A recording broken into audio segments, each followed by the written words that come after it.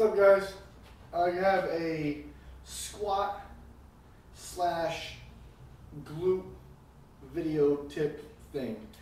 If you're trying to build bigger glutes or nicer glutes, ladies, most of the time it's ladies, or if you're a power lifter, guy or girl, doesn't matter, and you're having a hard time with bottom end and top end strength with your deadlift and your squat, two things.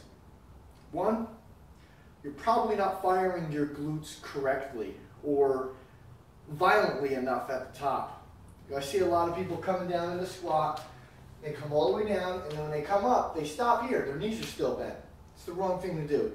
You're teaching yourself to never fire your glutes off right. You always want to finish squeezing your butt as hard as you can, like you're trying to crack a walnut in there or something.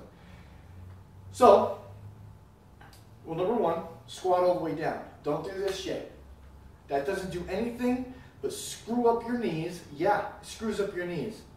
What it does is it overworks the quads and actually pulls your patella out of position. Makes for horrible, horrible knees. You end up having to do physical therapy for months to correct it. Just squat down low, come back up. As you're coming up, you squeeze your butt. That's all you're doing, squeezing your hips. Now obviously you don't want to come to a wreck, the bar will fall off your back, but you get the gist. Now, to help your body remember how to do that, or to teach it to really fire off, set up a couple bands. I have them hooked up to my doorknob here in a knot. Place them around your hips. Now, all of a sudden, you're going to realize, and your body's going to feel, I have to squeeze my ass, otherwise I'm going to get pulled back, right? Now, you're going to do this to your strength level. I have 2 mini bands here. That's plenty. I don't need any more than that. Start by squeezing your butt. Then you start the squat by pushing your hips back, coming down into the bottom part of the squat. As you're coming up, you're squeezing your hips. Squeezing your hips. Or squeezing your glutes, I should say. You're going to feel your glutes firing off more than you've ever felt them in the first couple reps. Definitely suggest doing that for squats and for deadlifts. I wouldn't use heavier weights. This is more of like an assistance movement. If you use heavier weights and you lose your balance with this, you're kind of screwed. You don't want. It's going to take a little bit to get used to it. Start with a very light weight and work your way up. Sets of powerlifters anywhere between sets of 5 to 10. Everybody else 8 to 25. You can really go up from there. Definitely give these a shot.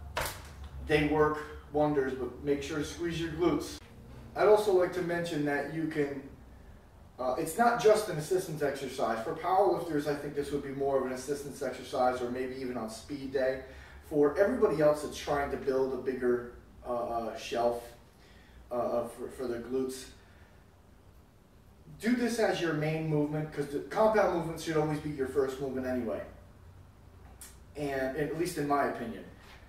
Then you can do your low cable kickbacks, right? You can do those standing up, or you can do those on your hands and knees to really kick up in there. Instead of using the cable, you can put a dumbbell in between your knee pit here and kick up there. Ankle weights. You can do hip thrusters. Actually, that kind of, it's almost like a squat and a hip thruster at the same time. So, but if you still wanted to do hip thrusters, you could. But probably the best movements to build a shelf are the squats that I just showed and the kickbacks. I mean, those are crazy. I mean, I never do them because I'm a powerlifter and I don't need a nice shelf on my ass. But if you want a great ass, do the squats how I showed you and the kickbacks, and you'll be fine.